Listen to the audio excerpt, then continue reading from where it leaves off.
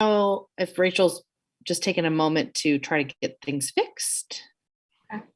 Well, it's only 3:17. We'll give it a few minutes, and David's camera's off. I don't know if Rachel's in the building and if David can help troubleshoot or someone from IT, but let's just give it a few minutes and see who we get.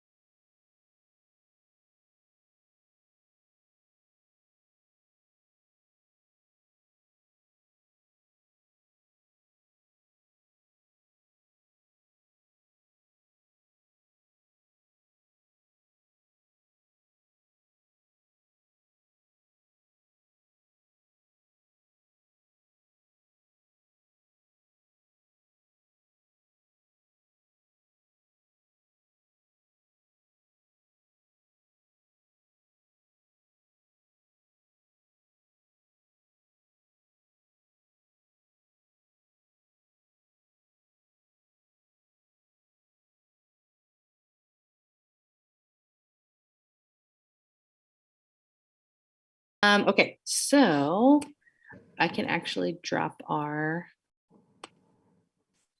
agenda. 1 second.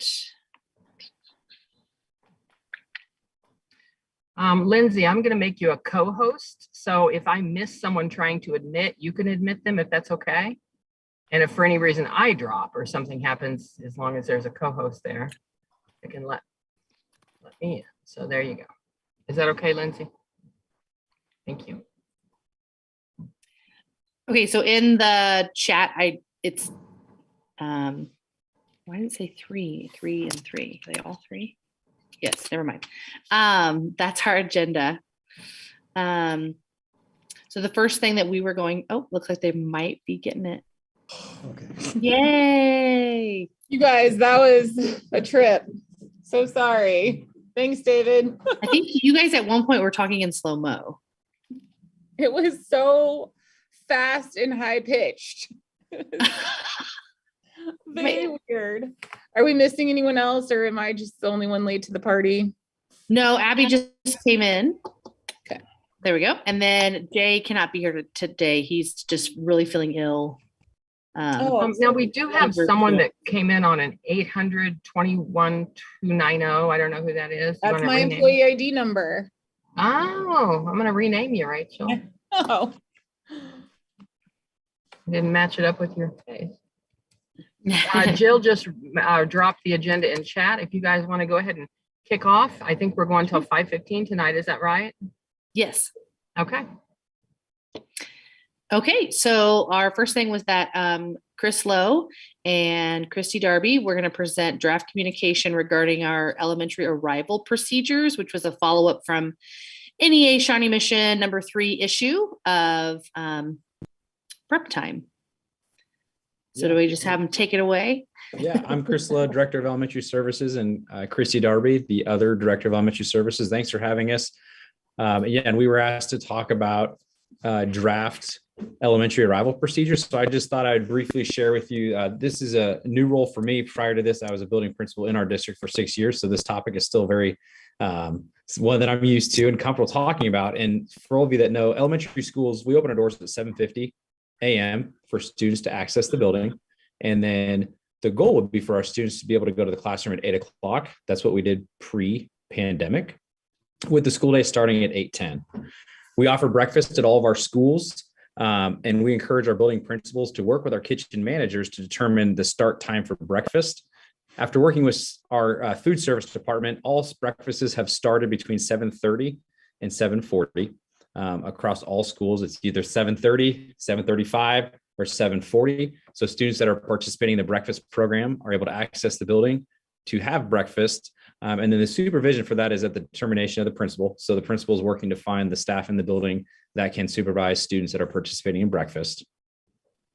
And as far as the supervision specifically between 7:50 and 8 o'clock, because again, we're allowing students to come in the building at 7:50 with students entering the classrooms at 8 o'clock.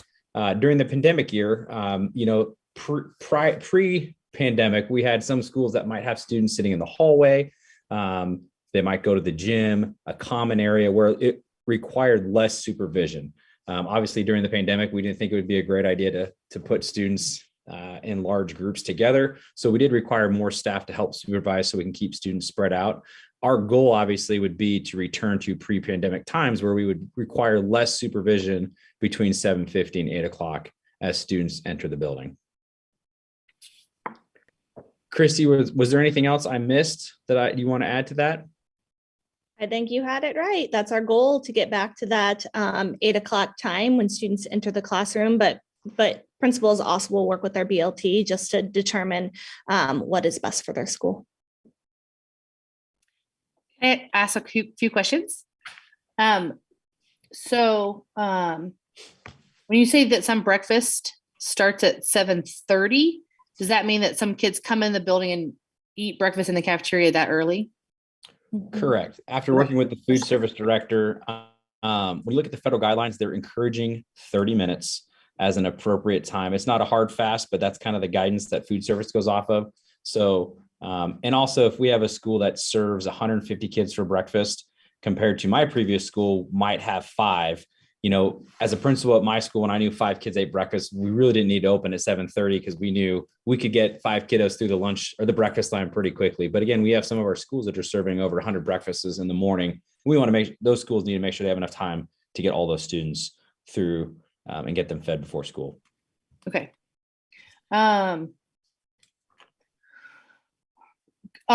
Is it, how do I say this? Is it an expectation now that children will eat in the cafeteria for breakfast and not in the teachers' classrooms? Like right now, you know what I mean?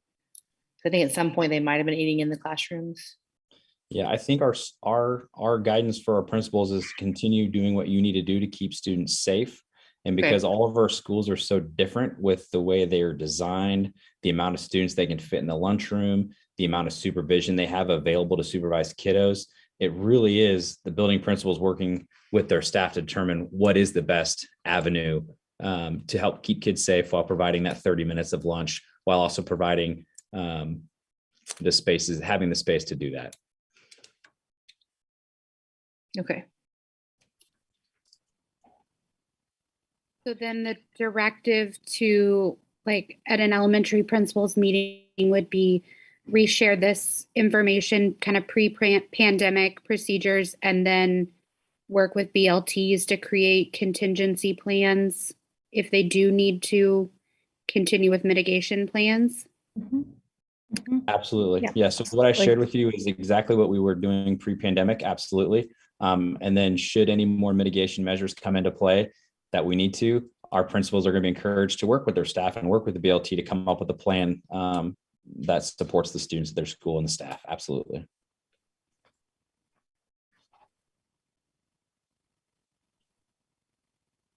Yeah, this is a topic that gets a lot of elementary teachers. I don't have a nice way to say it. They're very interested to talk about it because there's several schools where they have the students coming into the classrooms at 8, and they've been doing that for most of the year, or maybe they did it once we stopped wearing masks. And then there's several that are still having them come in the classrooms at 7:50. There's even at least one I know of where they eat breakfast in the room. I think they're just feeling, and I understand that a lot of the buildings are different. I think they're just really wondering, like, when can we go back to having students coming in at 8? Will that happen? We don't want to set a past precedent of like them coming in at 7:50.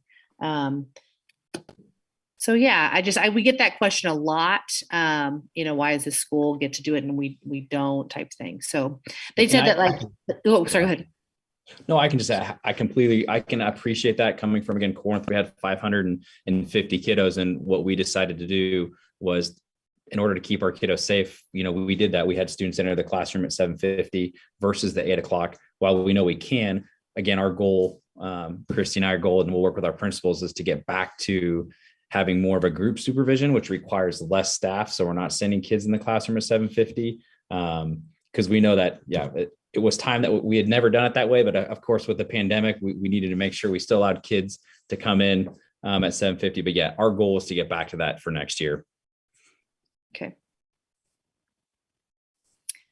All right.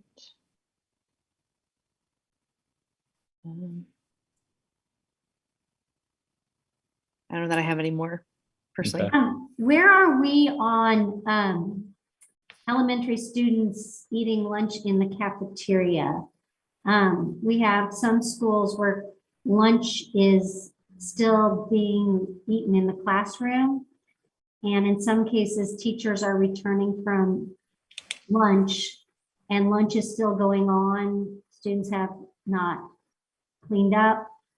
So in essence, the teacher comes in and is having to get kids to throw away their trash, to clean up their area. That, of course, doesn't happen when you pick up kids from the cafeteria.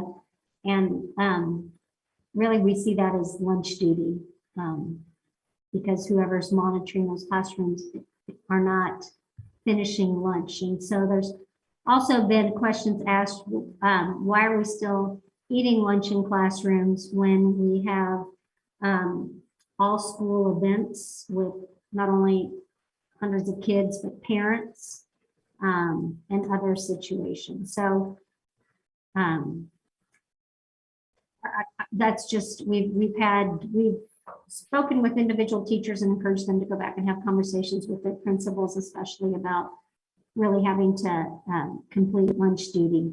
But I know that people can't understand how the building is open for everything, but you can't have lunch in the cafeteria. Hey, Linda, this is Christy. I'd be happy to talk to you about any specific schools if you're hearing specific schools. I am not aware that any of my schools are still eating it in the classroom. That's not to say that they're not.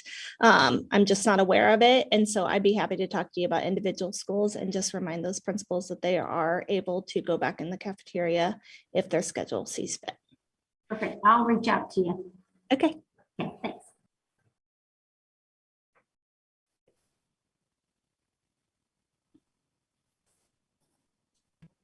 Are there other questions for Yes, I have one more. either of our guests this evening? That's one question. The second question is, in terms of draft communication, Jill, was that on our to-do list as remind me where you guys?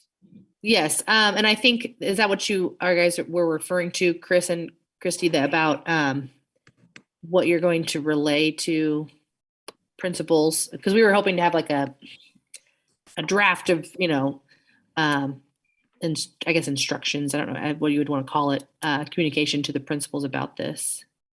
Yeah, absolutely. What I read from you was the draft that we had drafted. Perfect. So I apologize if I should have emailed that to the team ahead of time.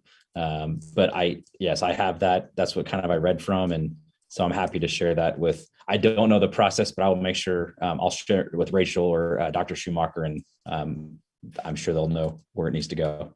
Can you screen share it? That's kind of how we typically review documents in these settings. I couldn't even get my meeting to work correctly, so I shouldn't be asking who has technical capabilities, but The screen share is available for anyone. Sure. I'm happy to share that right now if that's what you guys would like to do. I think that would probably bring a close to the issue. See if there's any final feedback. So if you want to go ahead and take it away, you've got the screen. Yeah.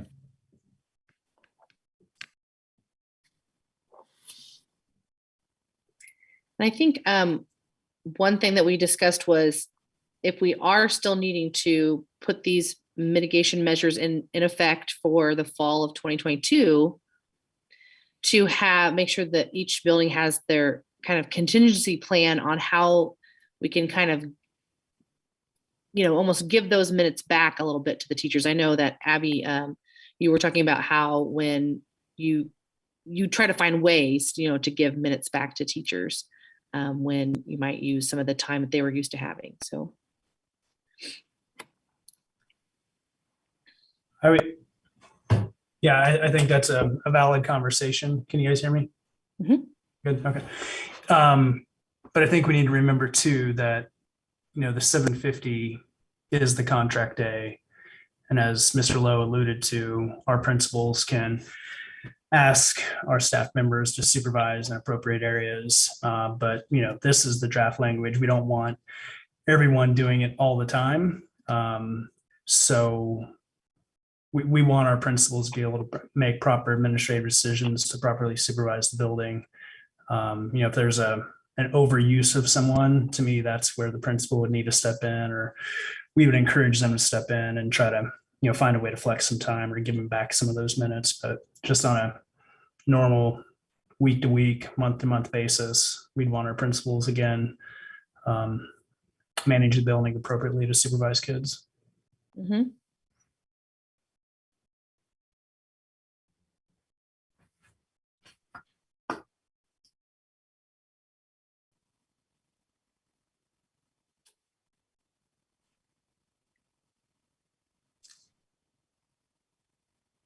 And I know we try to resist, and I appreciate it says draft. We try to resist sort of just, spending too much time wordsmithing. But if folks do want to take a minute and then see if there's some consensus that this is going to be effective communication or what you guys will be looking for as a group in order to be communicated. And are there any details in terms of the communication going out that y'all need to clarify or no? Can I just ask about the very last line in the last paragraph? I think the intent is, and because we've talked about this last time, that there might have to be, as opposed to now with mitigation factors in place where everyone essentially is on supervision. Even pre-pandemic, we have had buildings where, for example, at East, we have once a semester, 1 week of breakfast supervision or bus duty supervision. So are you trying to say that returning to pre-pandemic morning supervision plans in some buildings, periodic supervision will be necessary for the safety of students? Yeah, I guess let me give you an example. So at Corinth, when I was there was a time of the year where we had 3 aides unfilled positions. And aides are typically someone that we would help utilize for coverage on a more frequent basis than our classroom teachers. So while I was trying to staff 3 aide positions that I would use every day to staff morning arrival, during that transition time, I might have had to ask other teams to help supervise more frequently than I would have if I was fully staffed with aides. I think we're on the same wavelength. I just think that last line, it kind of muddles it a little bit, like we're going to try to go back to pre-pandemic, but maybe not. Whereas I think we just need to clarify, staff may be periodically assigned to morning supervision as staffing needs require it. If that's what you're thinking, just like Chris, in your situation that you just met. And in some buildings, that occurs all year long anyways. You take your entire staff, you need, depending on your school, 2 to 4 staff members to supervise the cafeteria with the breakfast eaters in the morning or wherever the kids may be. But that's a rotating schedule, and people know, hey, I know I need to let, my team know that the 3rd week in January, I'm going to be on supervision. So.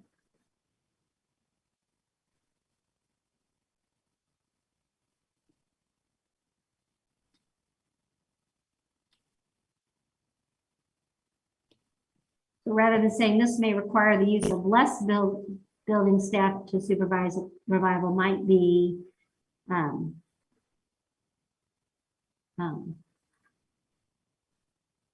staff members may be required to occasionally supervise students during arrival. Maybe that's just talk about editors. I'm an editor at heart, so. Yeah, and to be honest with you, I mean, I have no problem even deleting the sentence, because I think, like Dr. Schumacher shared, you know, in times of need, we understand that we can ask our teachers to help us supervise. That way we can create a safe arrival at 7:50 if needed. But again, our goal, Christy and I have talked about this along with Mr. Stubblefield, is that, you know, our goal is to return back to not asking our classroom teachers to have to supervise every day from 7:50 to 8 o'clock. As long as our mitigating measures, as long as those go away to the degree they are, that's our goal, you know, and we know that the teachers appreciated that time. I appreciated them having that time. So again, our goal from the team is to make sure, is to try to get back to that. And I would agree. I think if you eliminate that last line, I think the negotiated agreement already addresses the fact that teachers can be assigned supervision duties for the coming and goings of students. So I think that's already in place. I agree. I like the suggestion of just eliminating it. Yeah, looks good.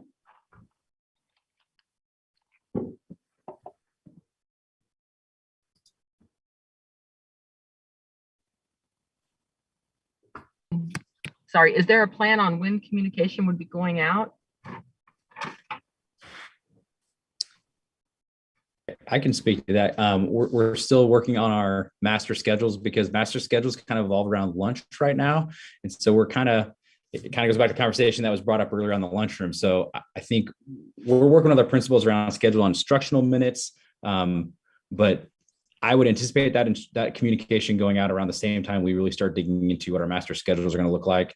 And that's kind of in a holding pattern until we know if we need to continue with 3 to 6 feet as our guidance for in the lunchroom. So I don't know when that'll be. There's probably other people in this room that might have more knowledge about that than me, but it would go out at the same time when we kind of get our updates around what next year might look like in the lunchroom.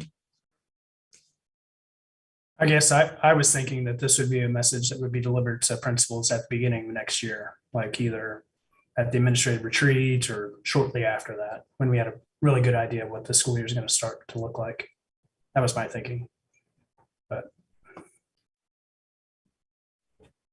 I think it's helpful, probably, since we've had this discussion and it's going to be memorialized not only on the video, on the YouTube video, but also in whatever joint statement, that efforts are being made to return to pre-pandemic procedures for the 22-23 school year, and specific details will be shared by building principals in the fall. But I would agree with that, because again, we just had 5 elementaries go back to masks. So we're still playing it by ear, and that, you know, that mitigation plan's still in full effect. So I would recommend that for going into effect at the beginning of the 22-23 school year. And just let people know that specifics about that will come next fall, but we've addressed this. That's fine. We can move on, I think. That's not a problem. Now, Rachel, have you still been, I kind of just have been ending and leaving right at the end of the previous sessions. Are you still working with a couple folks at the end of every session to do an update? So I'm assuming this will be just an appropriate update. And then just to be clear for everyone in the committee, the communication you just looked at would go in the fall and through principals. So if anyone has any questions, concerns, or input about that, please jump in. And for this issue, number 3, does it resolve it for elementary for you all? I know number 3 is still open because we've got to move on to the other levels, but is this all we wanted to address on elementary on issue number 3? I think it is, but double check me, guys.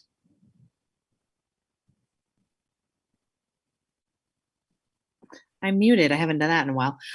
Yes, I believe so, because the next two parts were about secondary.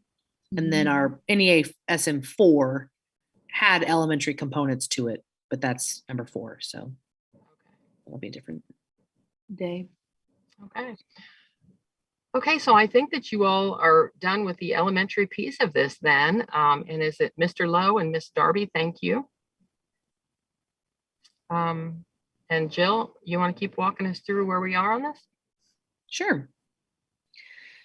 So the next part of our prep time issue was discussions of support hour and how it's being utilized this year, and some new guidance on that. So I think Scott Sherman was going to give us an update for 22-23.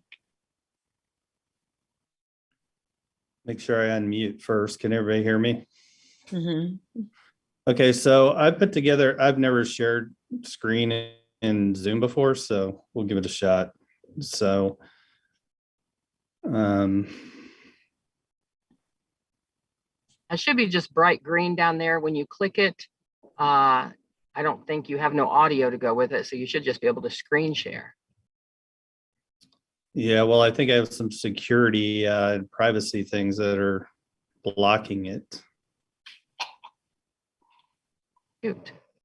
You guys, Yeah, do we 'cause if still I need, just click share, what's that? I'm sorry, I was asking the group if we still need Chris and Christy, or if we can cut them loose. You're good. All right. Thanks, guys. Appreciate you. Thank you.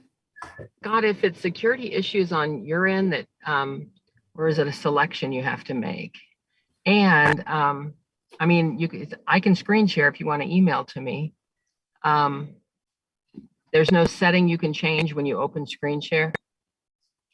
No, it just says desktop 1, whiteboard, iPhone, and then Yeah. when I pick share, it says open system preference. Well, Security and before you privacy to select grant access. share, did you select your screen? Desktop 1. You have to make sure desktop 1 is like highlighted. Okay, yeah, whatever it's called for you all. For me, it's just called screen. Yeah, I have That's desktop 1 highlighted. Hmm. But And it then when I says go, need permission.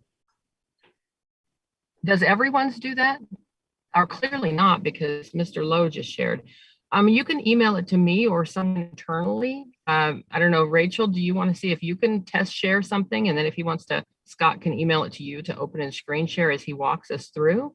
His settings must evidently be different in terms of security. I mean, it's wide open on my end. No one's restricted on my end. Just one person at a time is the only Right. restriction I've got. I'm going to see if I can share it. I've got it, Scott. Oh, nice. I know I have it, I think. I just can't find it. Open system preferences. yours doing it too? Yeah, Google Chrome. Hold on. Zoom. Oh, gosh. Jill came. I think it's a MacBook settings issue if you haven't given Zoom permission. There we go. Am I sharing now? Yeah, Okay, cool. you just need to make your screen your whole page, your whole desktop. Oh, gosh. See your smiling face. You There see you it go. now? Is that better? Yep. Let's make it bigger. Okay. Is that better? Yep. So I was given the chore to basically merge a couple documents. One was the workload and one was the support hour guidance. And so I kind of summarized a lot of the things, but the priority list of reducing staff load is at the top. And then when you get down to where it says reducing workload, general education, that's where we went from basically the 6 to 5 and kind of summarize the needs of that. If it was a faculty request, I mean, we went through all that last year. I know when I was on IBB too also. So And then the master schedule needs and whether the staff gets paid or not, based upon the needs of the building and whether we need to add sections. And then procedures, the HR procedures. I went through this document with Dr. Higgins down in HR, as well as Sherry Doomline, Director of Special Education. So this is the, I guess, Gen Ed staff. If you go to the next page, then it starts with the breakdown of the finer points with the special education teachers.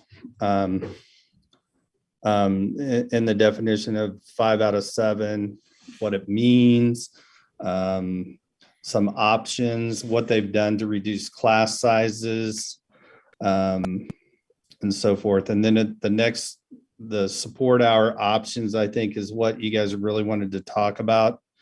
We put at the top, this is a new document or some additions to the existing document that we had, but we've added some things like in the dues column. Options include support opportunities where teachers do not design lessons and have no additional prep. We wanted to make sure that was noted at the top. And then we went through the document. Everything's pretty much the same. Student success skills is what used to say, I think, general ed study skills. I talked to principals, the high school principals where it came to that class. And I heard from 4 of the 5 for sure. And they're using it basically as executive functioning skills with the kids. So what they do is they meet with the students as they come in the classroom. They talk to them, help them get organized. They review grades in Canvas or Skyward. They identify the missing assignments. They work with the students on getting them set up to do that. Sometimes the teachers will email another teacher about assignment to help them or help the student email the teacher. And sometimes they also help the student make arrangements with another teacher on making up an exam if they're missing. According to all 4 of them, there is, it's more of a help to the student and intervention. Students are placed in that class through the student intervention team. They recommend those students and their general ed students as opposed to the special education study skills class. What else? Sometimes it's math remediation. It just depends on what it is. Are you saying that general ed students are recommended to take a student success skills class? Correct. Okay. Are there ever special education students in the student success classes? We have them separated now. There used to only be one course number where it was special education, Got it. study skills. But Okay. last year or a year ago, there was a general education study skills class created. And then for this year, it was renamed to student success skills. Okay. But it's the same, it's the same thing. It's structured where there's no prep involved, where they just work with kids to try to help them get caught up too. Right. Because Okay. their grades are, as a whole, aren't, where they need to be. Right. Sorry, I didn't keep going. No, you're fine. I do have something about student council though, whenever you're ready for that. Yeah, you're fine. And I think it's different at every school. If we're going to have the student council as a student support hour, then would it be expected that the teachers of that would no longer teach like the leadership curriculum that they had been doing previously? Because that was like, they were planning it, prepping it, teaching it, testing them, giving them assignments. So at least at North, that's what they were doing. So would the expectation now be then to not do all that prep and not use it? From my experience, it probably school to school. My understanding was that they weren't following a leadership curriculum when I was at East. Okay, and that's why it's different from school to school, yeah. Right. So, you know, that I don't know. I don't think it's a prep, to be honest with you. I'm trying to pull up. I had some other information. Dr. Dane, what does student council look like at South? Yeah, it's not a leadership curriculum associated with that. It's just strictly a student council hour. And it's extension of that supplemental contract that those student council sponsors receive. And so Okay. there's not a prep involved.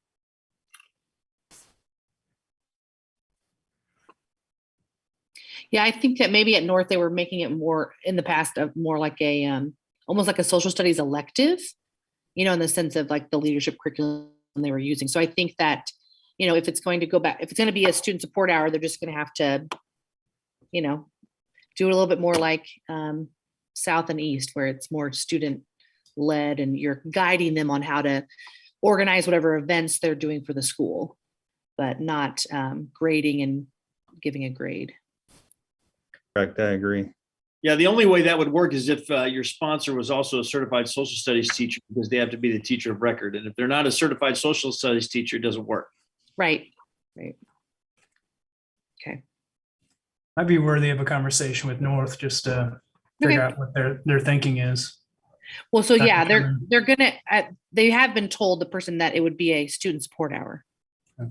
So they teach 5, and then it would be. But that person has been asking me about it. So. Gotcha. Yeah. Perfect. And then the other thing we wanted to clarify was the cheer and dance, because there's 3 bullet points. So there's 3 different angles. So if the head coach is a Rule 10 coach, the teacher of record was usually like a department chair or another staff member. So the school handles that. It would be a support hour. Head coach is a certified teacher, but not certified in the area of credit. That would also be a support hour, for example. And Linda knows this because she was in her department. The dance was a Rule 10 dance was our instructor for the course, but we had a Spanish teacher that was in there just as a supervising why it was going on. And then the last one is head coach is a teacher and certified in the area of credit, then it counts as a teaching prep. So they get PE credit for cheer. So if it's a PE teacher that's teaching dance, then it counts as a prep. Okay. Does that make sense? Yeah, actually, well, can you go back down there real quick? Yep, sure. Thanks. The second bullet. So the head coach is a certified teacher, but then you also have a coach in there that's a Rule 10. It would be, yeah, it's still a Rule 10 coach that's actually teaching the dance I class. see what you're saying. Okay. But you have a certified teacher. It was 1 and 2 are kind of similar, are the same, really.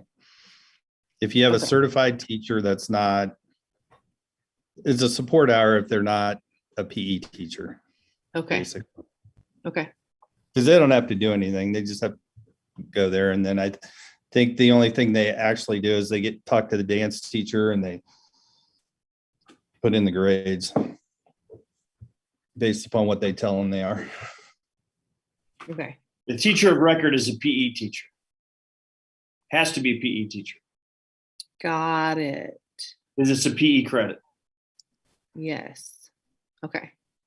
So just to clarify, if I'm a history teacher and I'm the dance coach, dance sponsor, I can be in there coaching, teaching, but there's also a PE teacher in there who's the teacher of record. Yeah, for support hour. And that PE teacher would be their support hour. Correct. But for the head coach, who's a history teacher. It would also be support hour. Okay. So they'd both be support hour. That's what I was trying to get at. Okay. And there's Sorry. obviously a stipend with that, right? Correct. You have all the extra stuff outside of, okay, yeah.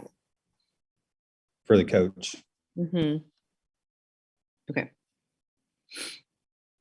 Thank you. I'm not sure if we've publicly shared these documents up here. Okay. You guys, we might want to do that just so people can see them. So this is the form that we're using in the HR office for those folks who were asking or who are requesting to do an extra class. So pretty basic information. I'll just let you take a look at it. Whether it's one class or two, so that'd be the one semester or both semesters. Is it a teacher request or a master schedule need? And then we ask the employee to sign to either make the request or to agree to the ask from the principal to sign that they agree with it. And then finally, HR. And then we've shared what the compensation would be if it is a master schedule need. I don't think we've shared that before, but that's what we're using. Hey, Scott, I have a question once again on your do's and don'ts list. Are we not going to continue not to offer any study halls? I think it's great that we have student success skills for kids that are studying, but I think there are kids that either have to work to support themselves or their family, or they are in a sport that takes an incredible amount of time, and they are taking AP classes or higher level language classes, and they just need time to get their work done. We just are not going to have study halls at all? We don't have it's not in the program planning guide, and one of the principals would have to put it in as a proposal, and then it would have to be approved before it would actually go in there. In the past, I know it's been suggested basically to have a study hall, but it hasn't in the past ever been approved. Now, for example, somebody that has work that's working, they can actually take a class called like work experience, and they can turn in hours and get credit for that too. So somebody could turn in hours, and somebody just collects the hours and add them up. That's like one of your 7 classes of the day. It could be, yeah, and it could be up to 2 hours sometimes too. It just depends on the student, the situation, what's been arranged with the counselors. Yeah, so that's always our work study. What about being like an aide? If you were What's that? Lab assistants? I mean, that's not the same as a study hall, but if you were a lab assistant to someone that didn't necessarily need you all the time, or you came in the room or something, I don't know. I think we put that they could have up to 2 of them. It was starting to get out of hand, which is why we pulled this back. There were some teachers that were having 8, 9, 10 students a day. Are you talking about lab assistants, Joe? Yes. Yeah, that's correct. So it's been narrowed down to, I believe, last I recall when I was in that spot, is that each teacher could have up to 2. And if they go ahead. So can students that are not necessarily struggling academically, but they're struggling with time management because they want to take a college curriculum, an honors type curriculum. But I see this all the time, kids who become so overwhelmingly stressed because those courses demand a lot of them. Is there consideration for them to be in a student success hour, if that will provide them an hour of the day to get some things done in school?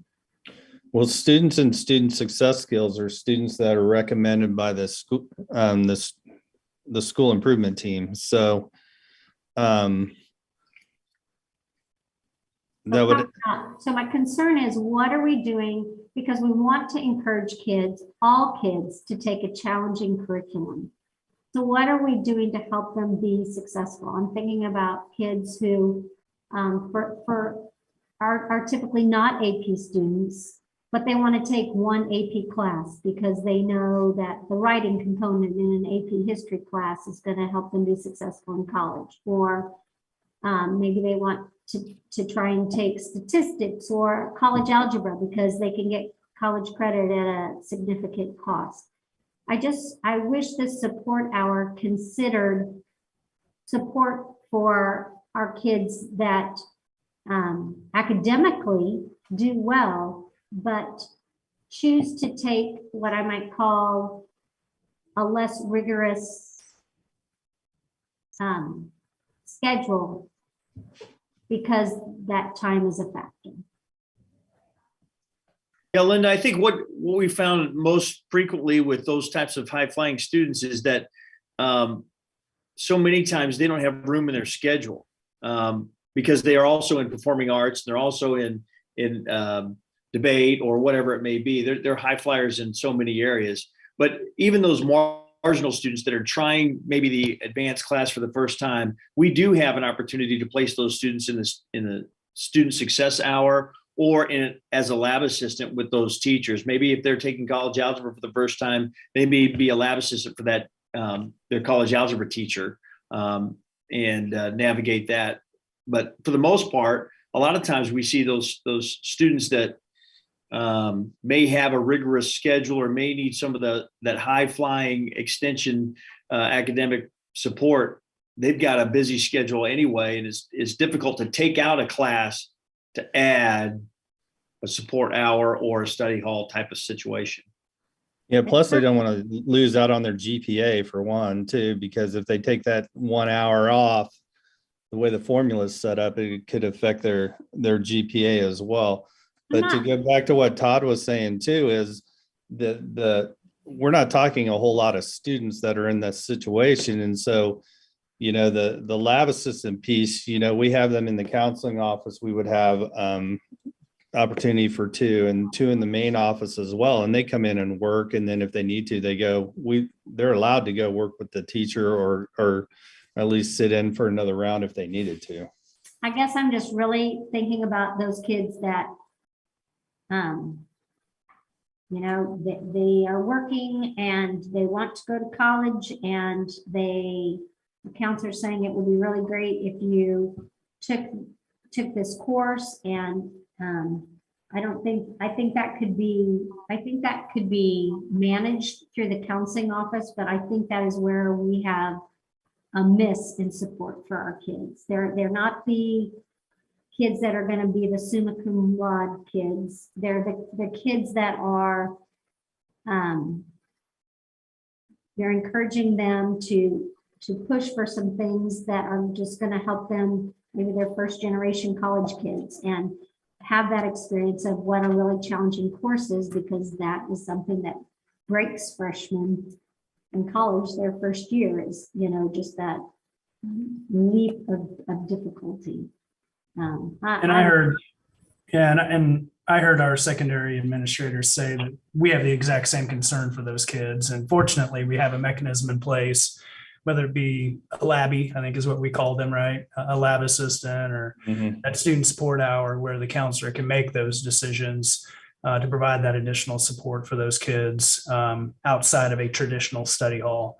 I think it's a valid question for us to continue to ask if we add that study hall, but I think the general consensus has been we're doing that without calling it a study hall, right? We're doing the lab, we're providing them that relief hour, whether it be through a lab assistant or that more intensive support through the student support time.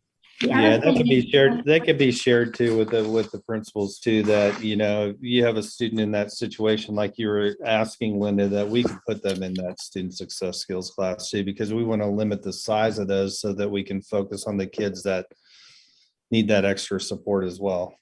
So what do we do for freshman football players, for example, or that have at least one football game a week? They miss 6th or 7th hour.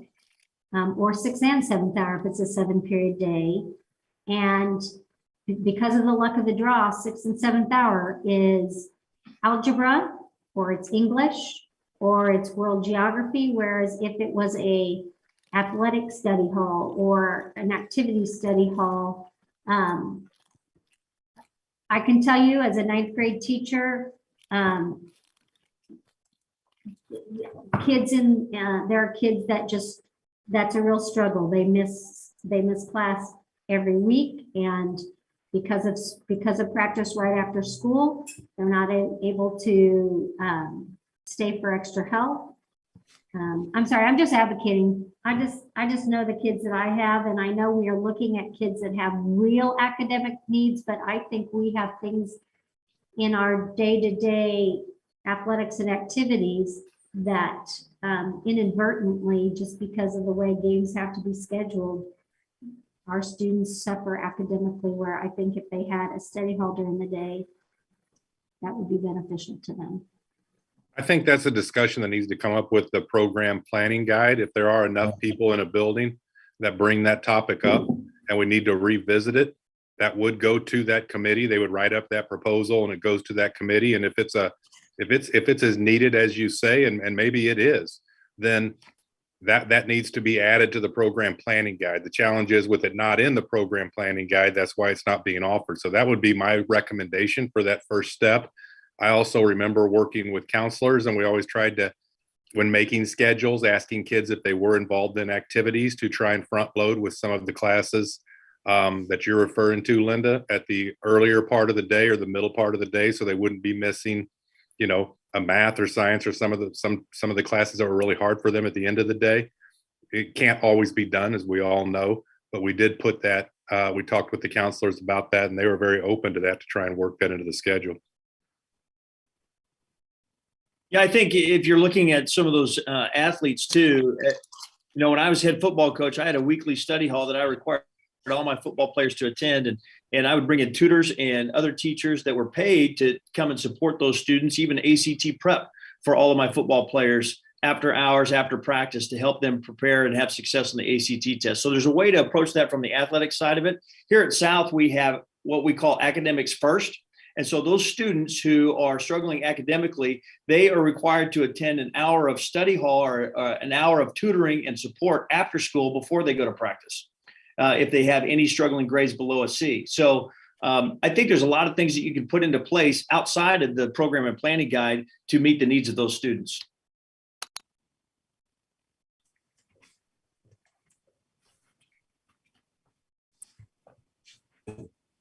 What other questions, thoughts, input do other folks have?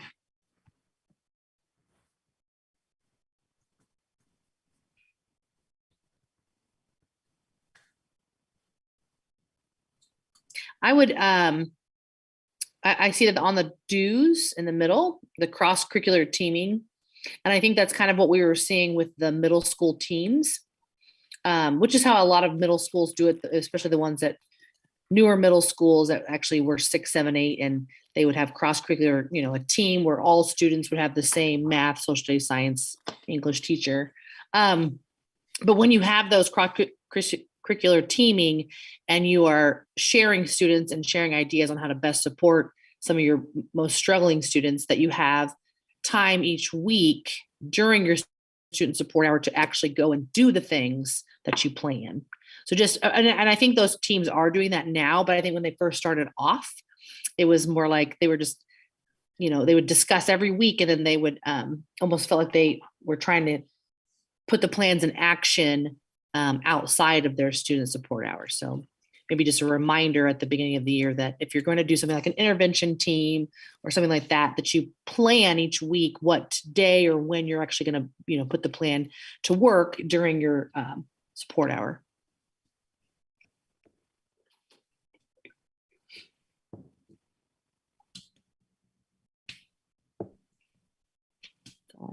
Also, I'm just going to add this with the team, cross-curricular teaming, that did come up with our electives teachers at the middle school level. That scheduling that really led to very large classes for elective teachers, because you were limited in the core classes during that time. I can talk to the principals about being careful with that. Lindsay, while folks are still sort of digesting, giving feedback, et cetera, can you look and see under our notes, was this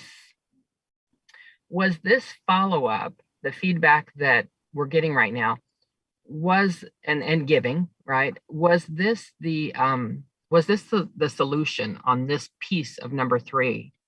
Or was there another part to this for this school level? I can answer that. There's a second part. This one dealt with the student support hour. And I think this was part of the solution, was to update the list and get feedback on what the list included. Mm-hmm. But there's also a third piece that I think Dr. Sherman's gonna talk about with regard to middle school mascot hour. Okay.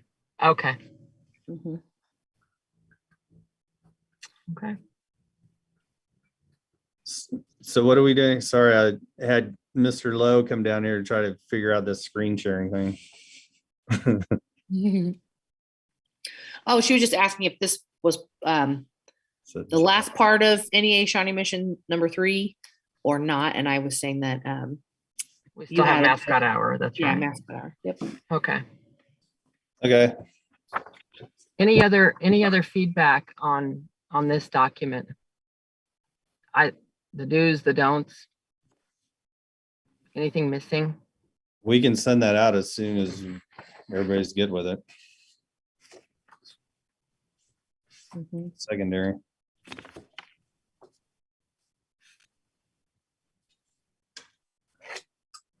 We're sort of not in the room together where we can sort of see if people are ready to move on. So weigh in here, folks. Thumbs up if you think we're ready to move on past this document and on the mascot hour. Or, yeah, okay, good deal. So Dr. Sherman, you'll share that out in the near term. Yes. Middle school and high school. Okay. All right. And is it, Dr. Sherman, you're giving information on mascot as well. Is that on you? Yep. Mascot hour. Okay, thank you. So I received all the, I talked to all the middle schools in regards to their mascot hour. They all have varying plans because it depends on when they decide to do like Zello or when they decide to do Panorama, because they utilize their mascot hours during that time as well. They all 5 middle schools have calendars that have activities linked to them that are created by, for example, like Indian Hills, their instructional coach created every single lesson that's in theirs, and they do theirs through a Canvas course, and they have modules in their Canvas course that were developed for the teachers to just utilize. Something like I said, sometimes besides Zello, they also do use science during that time. They also use the time for RTI intervention time to work with students, mini lessons. They have, some of the schools have it divided up where Tuesday mascot hour is science, like science is the priority travel day, or ELA is the priority travel day. Grade checks, elective priority travel day was on a Monday at one of the schools. So Monday, and Jill, you probably know Hawker Grove's schedule as well as anybody. Monday, Wednesday, Thursday, Friday, they focus on study. Students work on missing assignments, Dreambox, math tutorials, silent reading. They also have travel to other classrooms to make up tests, receiving reteaching, complete grade or group assignments. Tuesday and mascot hour was character education at Hawker Grove. Some of them did it different days of the week, but the according to the information I received, all the lessons are created. So the teacher basically just has to go in and go for it. Can I ask a question about that in regards to RTI? If I think obviously we have students who need that RTI time and need intervention, but I don't see RTI as being something that I can just pick up and go without preparation and planning for. Well, So they're defining a difference, like RTI weekly grade checks and affect executive functioning planning. In other words, organization, team building, homeroom, interventions via teacher travel, where they go to the teacher to get additional supports for their academics. That's how they define their tier 1 academics. Okay. It's not, okay, you guys are going to reteach, the objective to these 5 kids. That's not how they have it set up. Okay. Did that help clarify, Lindsay? yeah, that helps. Yeah, and I really like how you said Indian Hills has it like on Canvas as like a module. Mhm. I think that helps organize it so you know where to go to find it, and I assume that means they maybe don't have to make copies and things like that. Right. That's And helpful. Trail Ridge has, like, Monday is SEL, Tuesday's seminar, Wednesday's second step, and then Friday is BIS, PBIS, their rewards time, things like that. Okay. So that's where they're all at. Do you think that the majority of them have at least like 2 days a week where they could travel to a teacher to make up a test or something, like kind of like how we have seminar in the high school, or maybe 1 day a week? Yeah, at least one day. Okay. A lot of them have 2 days, it looks like. Okay. And some of, like Indian Hills, like I said earlier, they specialize it. Like Tuesday is math, Wednesday is ELA. Oh, right. So like if you need help with math, you go to your math teacher on Tuesday. Right. Okay. I see. Okay.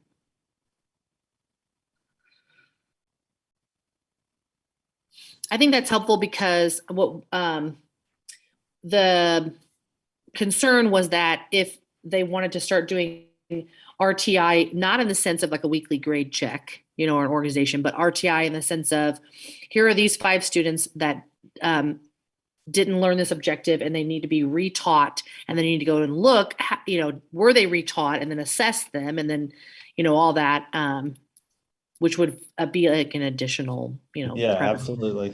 Okay. Yeah, weekly grade checks are perfect, and we do that in seminar too, and organization and that kind of thing. It's kind of like that student success skills class Mm-hmm. in a way. Yeah.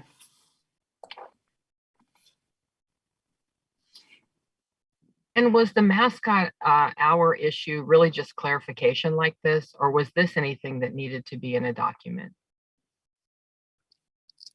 or communicated beyond here? Not suggesting, I'm just refresh my memory. Well, I mean, go ahead. I think the main thing is if a teacher thinks that this is something they have to prepare to teach, then they need to have that conversation with the principal. Okay. And then it shouldn't be that way. Okay.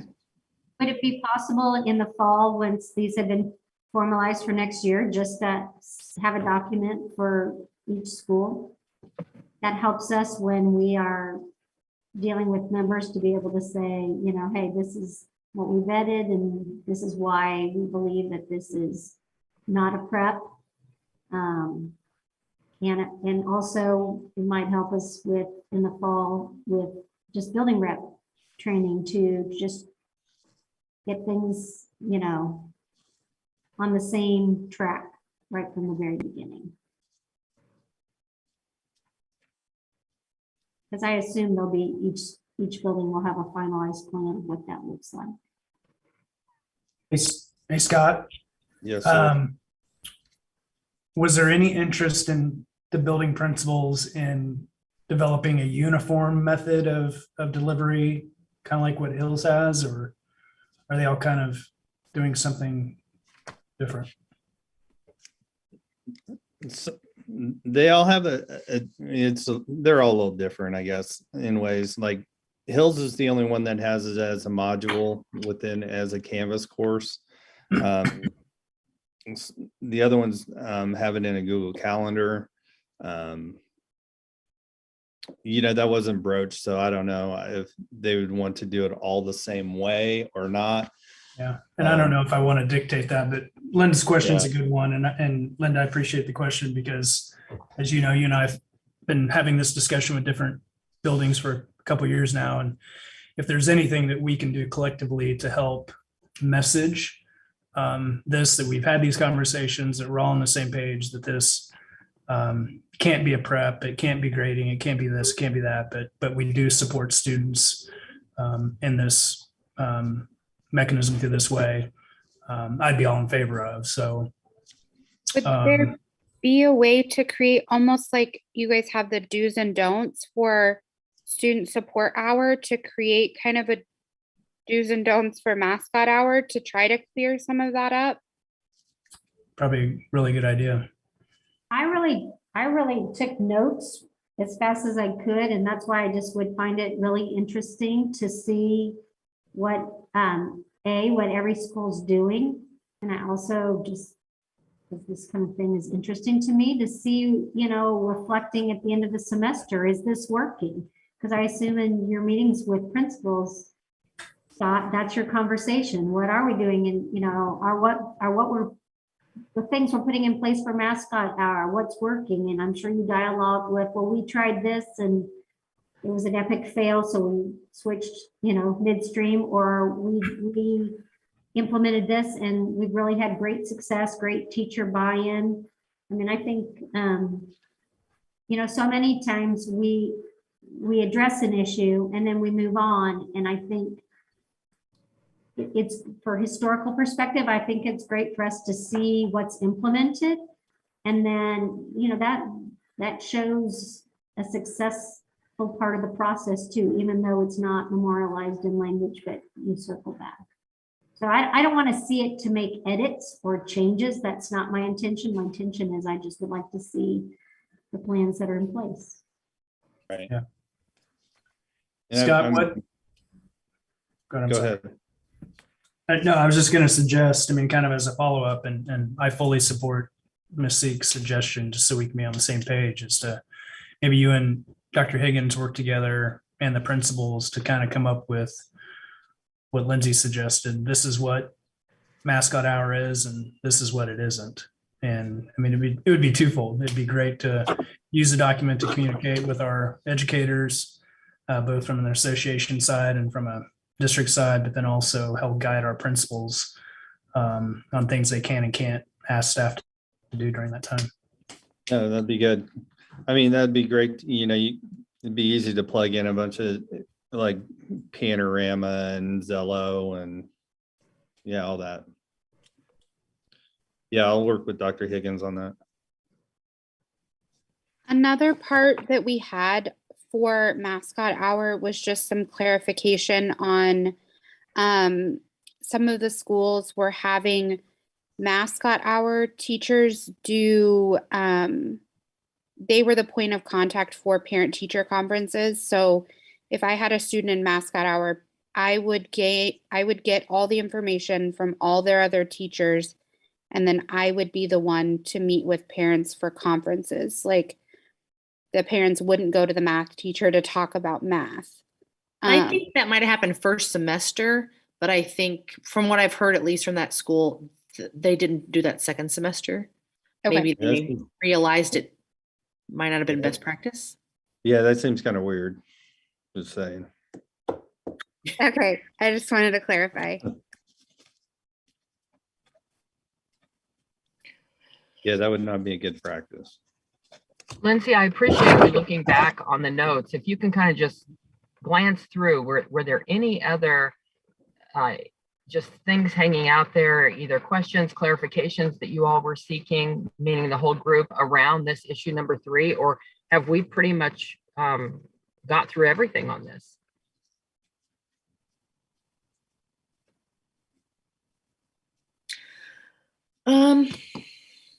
Yeah, Looking at it, it looks like elementary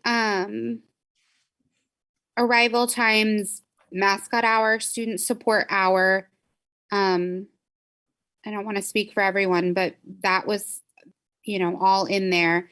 The only other thing was just SPED, and I think that that's probably going to be a work in progress for a while. I don't think that I think there's a subcommittee working on the rest of it.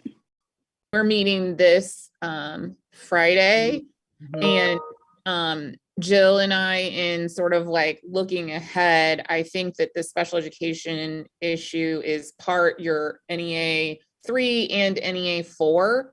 And so assuming that our subcommittee concludes our work on Friday and we feel like we have draft documents, then we should be able to discuss that at our April 11th meeting.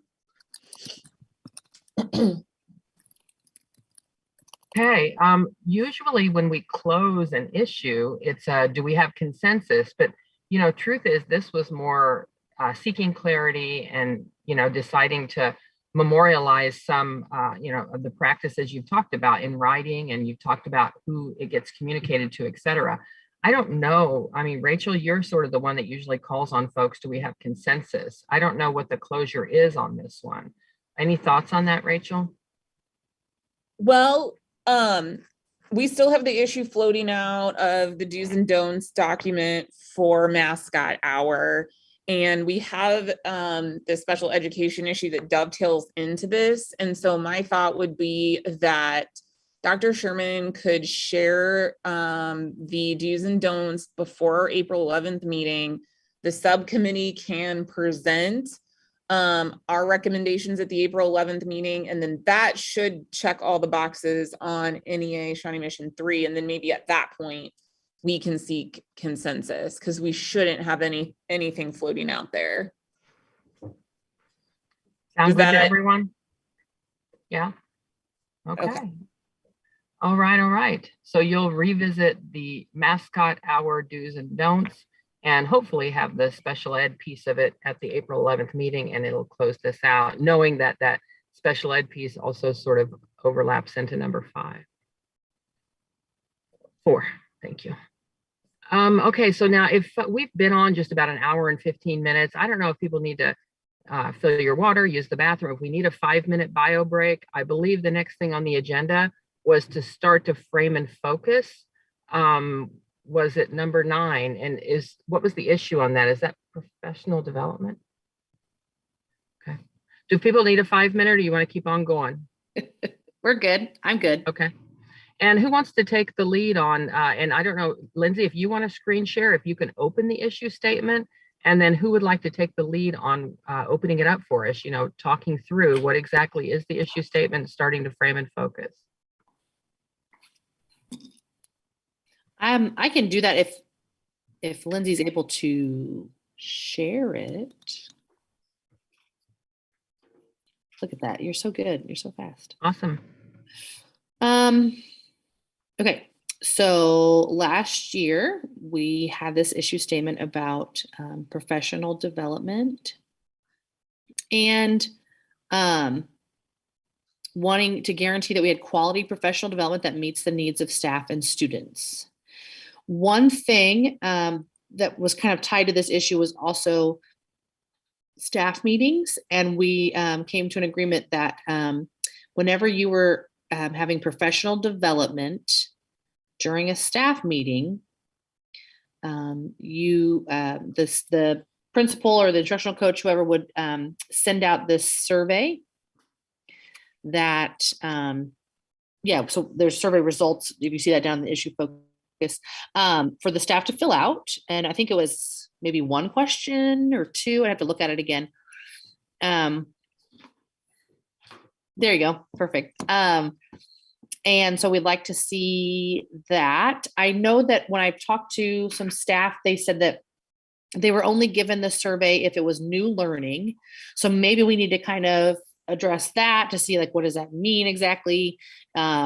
Is new learning anytime you fill out something for professional development points?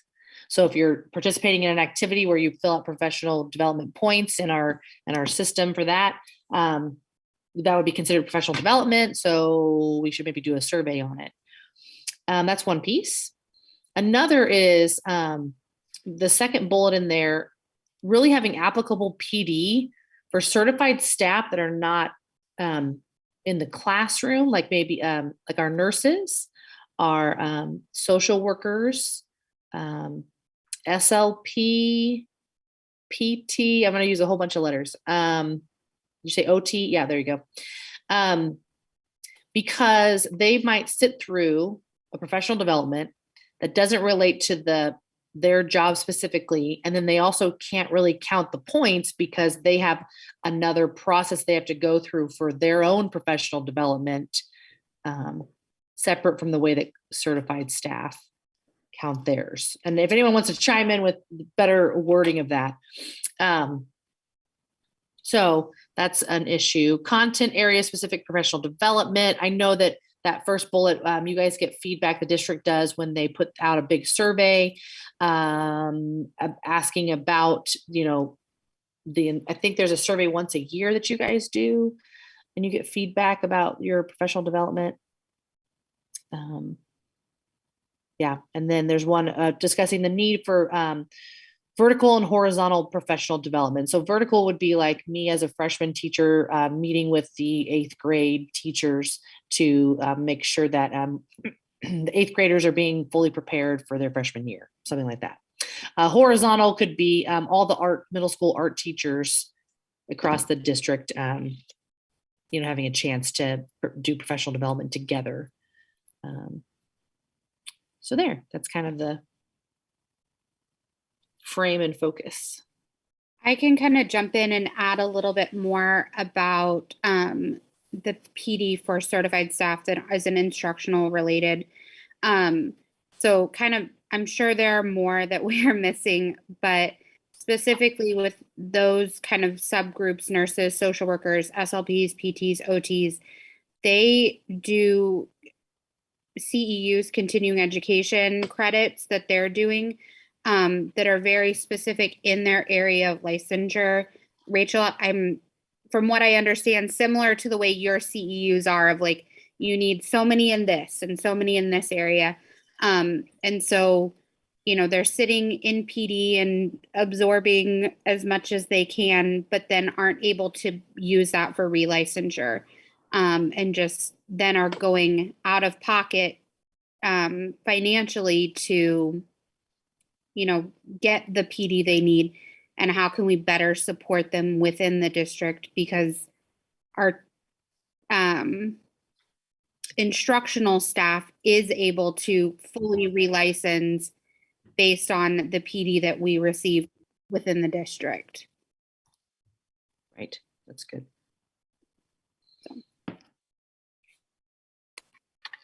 Jill, I've got a quick question. The survey results from the 21-22, those have already been collected, correct? Or are they coming up? Well, so the surveys were supposed to happen anytime there was professional development given to a staff during a staff meeting, I remember. Yeah. So I don't know where that data gets, like who actually has the ownership of that survey and the data. We just want a check in on that. So, right.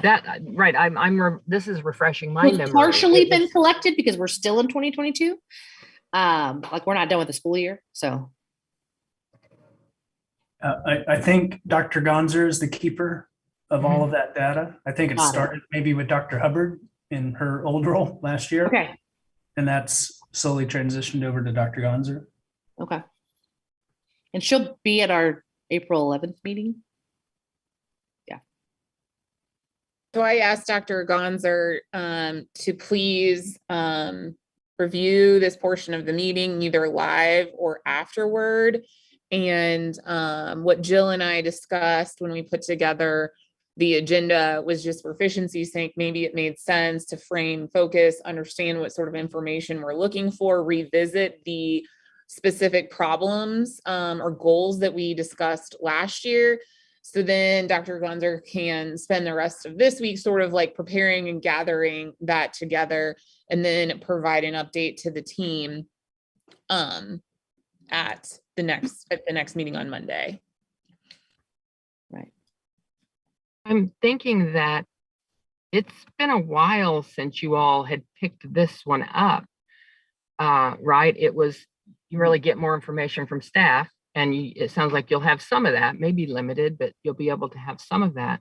But does it also make sense really quick or at some point for us to look at the notes from when you first did the 5 steps on this? You all IBB'd it, right, all the way. And your solutions were, that was one of them. I think there may have been others. Your solutions were, take some steps towards it, keep it open and revisit it. So I can either do that now, or you guys can look in your shared drive for the Word doc that I would have typed, because back then I think I was doing what Lindsay's doing. That was around professional development, or maybe it was an issue around staff meetings. Do anybody remember what that issue statement was? If I remember, part of it was the PD survey, because we had done this survey 2 years ago, and then things kind of fell through the cracks. And so we had, made a recommitment to doing this PD survey. But I think because Dr. Gonzer was getting ready to step into the role of Director of Professional Development, we had just shared some concerns, and then we didn't really have any solutions because we wanted to give her an opportunity to step into the role. We do have a collective commitment, though. Does it make sense to look at that? Just so everyone's heads back in this a little bit for the 11th, while we have time now, For May 25th, 2021. Do you want me to share that? Sure. Okay.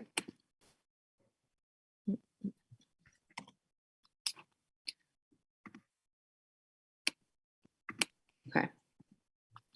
So I can make this a little bit bigger.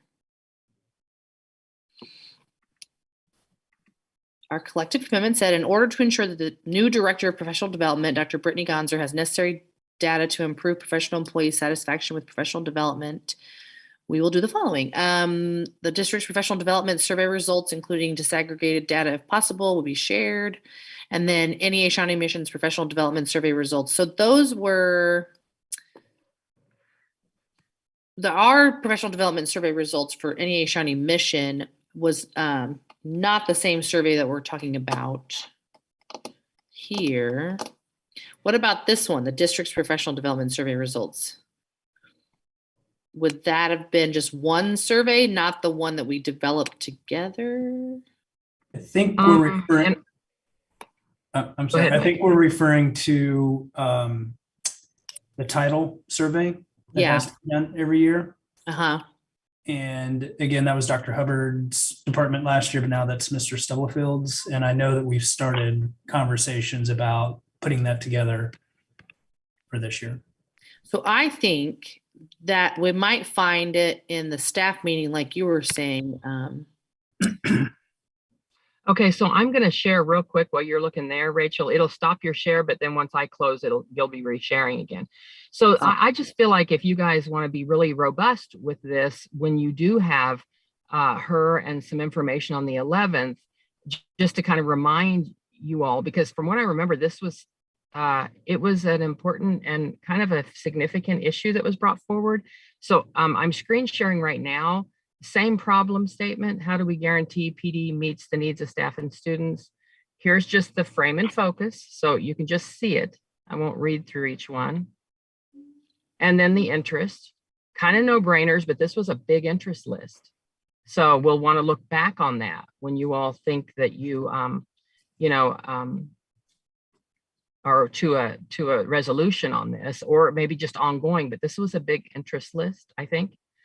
And these were the solutions you brainstormed that led to what you were just sharing, I believe, Jill. You all had conversation about, is this a one-time fix or an ongoing process? Which I guess is just what we just now, we're thinking about. Survey prior to instructional fair. I think, Mike, you were saying that was the Title II survey?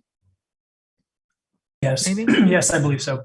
And then we ask, is there a staff assigned? And that goes back to who you now have assigned to focus on this. So you're going to hear from her on the 11th. Find out what the PD director visualizes. You talked about the 6 curriculum coordinators.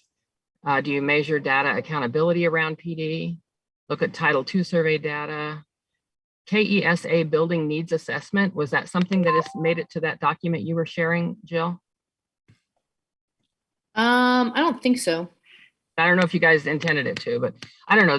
I just needed to, in order to not, I needed to refresh my memory on this. Maybe y'all didn't, but I'm going to stop sharing. If you want this document, I'll send it. But I think this was the work document, and then what you shared, Jill, was what came out of it. So just a little background for folks that weren't here during this time, why you're even looking at it. And it did seem to me like it had a lot of interest. So you'll want to maybe look back at those interests as you continue to work this. I'm going to stop and it'll have you still screen sharing, Jill. Oh, or not. That's okay. I found that one as well. I found that document in our meeting notes. So what I was looking for was specifically that survey. So that we might even just have to look for that. But like you said, you could ask. I think Gonzer's Dr. Gonzer's the owner of it. So, but yeah, I agree. I think it would be good to refresh our memories on all the things that we talked about in the last couple of years about professional development. So, and that was more of a discussion item. Yeah. Okay. So Jill, then those notes are in you all shared file if anybody wanted to go back and look at them. Mm-hmm. So I have a question. Do we at the building level, either coming from the BLT or the principal or both, on the BLT, seek input, at the end of the year, what went well this year and what kind of professional development specifically do you need to do your job better, number one. And number two, I think this instructional fair format is very successful, but I wonder, just going back and reading that there are certain groups that don't feel like there's professional development that is applicable to their unique job, whether that might be as an electives teacher or a nurse or whatever. Do we, as a district, now that we have Dr. Gonser in her position, do some actual surveying of staff to say, what kind of sessions would you like to see in the instructional fair format, and do we go out to try to actually create those? I know that in world language, our curriculum coordinator, whatever we call them now, did do some of that work, but I think a lot of things are better than they have been. But I think the next step would be, since so much professional development is building base, to do some sort of building inquiry of what went well this year and planning in the planning preparation for next year. What would you like to see? And I don't know, from my experience in my department, we always did a better job of doing those kind of surveys when we collectively did them together, because we were able to remind each other of things that we said in PLCs or what we remembered that, we felt like we needed, or something that went really well.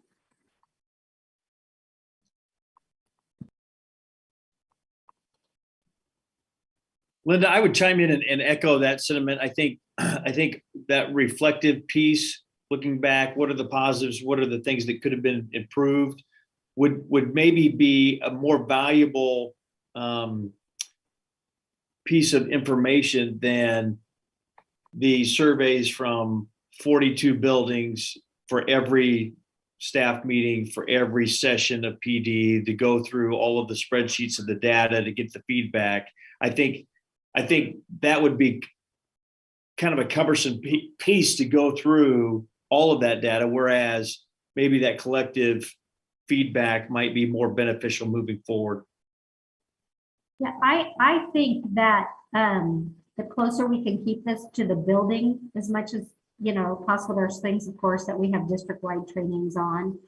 And then maybe though principals could share that information with Dr. Gonzer, so we can kind of keep that historical information of this is what the buildings have heard. I think it's important to keep track of that information so that when somebody says, well, gosh, we never do anything different with professional development, we can say, oh, well, that's not true. We can talk about, we implemented this in 2019-20, and then 2021, we pivoted this way, and then 2022.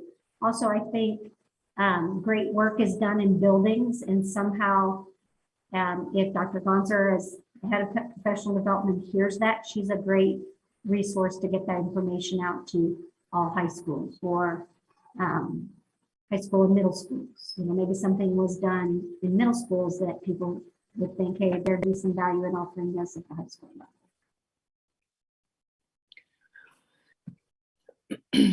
So I found a few things from our notes with regard to that survey from the staff meeting issue. So I think that even though we put it as NEA-SM9 and we called it PD, it actually looped in the staff meeting issue, only because that's when we were asking the survey to be done if professional development happened. So I'm just going to share this really quick, if you guys are okay with that, just to kind of, Lindsay, thank you so much for always taking really good notes. Because it's helpful. Okay. So we talked about it at a couple different meetings, but here's when we really got into it, where we talked about the actual question we wanted to ask, which was this professional development, or is a statement. This professional development provided me with research-based instructional strategies that are relevant to standards-based instruction to assist students in meeting rigorous academic standards. And so then that was the one question we really wanted to have on it, but then we had alternate suggestions for like if the building leadership team wanted to add a question to the survey to get more information, specific to their building. And so we had I'm just going to kind of scroll down a little bit. We had a TA in 2020 to get a feedback loop, the survey to get more input from staff. But what happened was the surveys got changed a bit because the BLTs were wanting to adjust them for to be relevant to their building. So I think we decided we really wanted that question, and then. Let's see. Yeah, well, what we wanted to do, our solution was buildings own their own Google form. So each building owned their own Google form that they were using to survey after a staff meeting. And then in the monthly meetings with the principal and the building rep, you could review that data from whatever survey you were using during your staff meetings. So yeah, I guess maybe just thinking on that a bit and seeing if we think that was, not that it's not a good solution, but did it happen? Yeah, and kind of reviewing that. So I can say that we did, that is something they went over with the elementary administrators at the beginning of the year. Awesome. Yeah. And it's in our administrative handbook. They just addressed it. And they were encouraged to keep that one question on there. So I know for ours, we keep that question the same, then it gets adjusted based upon the team who gave the PD. Perfect. Yeah. And our entire BLT reviews it too. And is this information that, is it Dr. Gonzer knows has been collected and or should go to her, or what's the follow-up on this piece? I'm glad I'm looking at it now because it almost seems like we wanted the building to own, the Google form. So it was more at the building level. And just like Abby was saying, reviewing it with the BLT. Right. Yeah, And but I so- remember the NEA said something about like training their building reps as like one of the monthly checkoff things, or if they were concerned, that the first thing would be like, well, have you looked at your data from the building? Right. Yep. So, This is really a good example of an issue that is not a one-time fix. It's ongoing, and it's not easy or black and white. And the best practices for follow through on the various solutions that you all came up with, because they weren't just a one-time deal and a fix to anything. It was just putting some things in motion that could start to address the issue. So I'm glad we are looking back at this. I don't know, as you all work, we may think about a way to see if the follow-up on some of the things that you all do like this, ongoing open issue with some steps you're taking, that the follow-up maybe is more frequent, even if it's, between your negotiating times. Like you guys are kind of picking it up and we're all having to refresh our memory, which no problem with that. Thank goodness you're organized and you have notes. But at the end of your bargaining, we may think about what are the things and who in this group will just put their finger on an issue that is going to be in the works during the school year before you all are back together. And that's just a process observation I'm sort of making really for myself as I facilitate you all too. You know what I mean? So you don't go a full year before we're looking back at what did we say we're going to do, but I'm glad it sounds like the things did get implemented, right? So I would think before we finish this process at some point, wherever that is, that I would like to this be something that we continue again for next year. We will have some new building reps and also just something that we do training every year to bring that back. And then obviously we would ask our elementary and secondary directors to review this with their staff. I would say, I think since when I was serving as president, a lot of information would come back to me and also through our officers, for example, Jill. And I think what we have found that there were a lot of positive things about PD this year. We do know, though, that we do have still an issue with having, how are we going to address professional development needs for those that are not your classroom teachers, that their job just, what can we do to give them professional development opportunities in the same time that everyone else does, rather than having them sit through something that really is not relevant to them and then having to go out and spend time getting what they need. So I think what we've learned from this is, to some extent, it must be working, because it's not been just this wild outcry this year that, PD stinks. And in fact, we've heard a lot of really good positive things that have come from it. But we do know that there are certain groups that still don't feel like they want the professional development. It's just they're not getting relevant and useful for their job. And I think the same thing happened to me last year where I mixed issue statements. So I think that this one was a look back at the data from the Title I survey, and also adding in the piece that we were talking about with, social workers, nurses, PT, OT, SLP, and that the staff meeting PD survey, if like we wrote out, if we were to hear from building reps that was an issue, that we have something to go back and say, okay, well, go work with your BLT, work with your principal, look through the data and work it out at the building level. So I think I was muddling two parts, two different issues. Well, there's definitely overlap. Yeah. I'm just gonna do a quick time check. There may be more conversation y'all need to have here, but it is almost 5. I want to make sure that whoever has is the point person for Dr. Gonzer, who's going to be at your meeting on the 11th, that she has the benefit of knowing really clearly what it is she's coming to share with you, what you might be asking her, what information.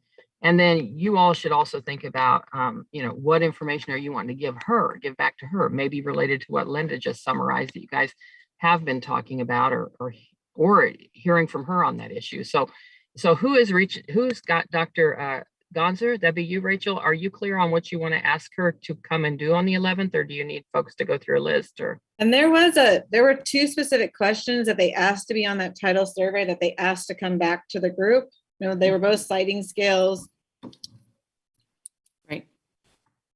I'm going to have her, and I probably will too, just go through and rewatch this portion of the meeting, identify the things, like the big items that we're requesting information from her on, and then she can be prepared to speak to those things and, share any like dated documents she has with the team. And then I do like Stephanie's point is probably a good opportunity to share with her some of the things that NEA is hearing from its memberships, both, feedback in terms of what could be improved, but also on what's going well. So we keep doing the things we're doing well, and then we know what our areas for improvement are. So.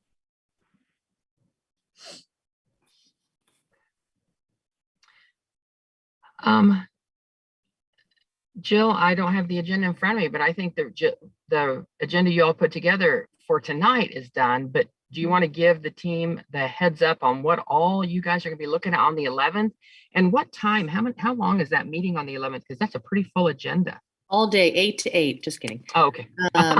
Look, I just go with it. No, I know. Okay. Let's see.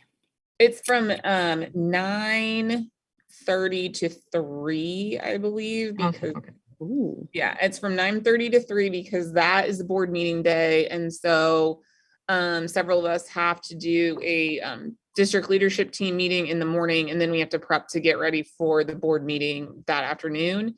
But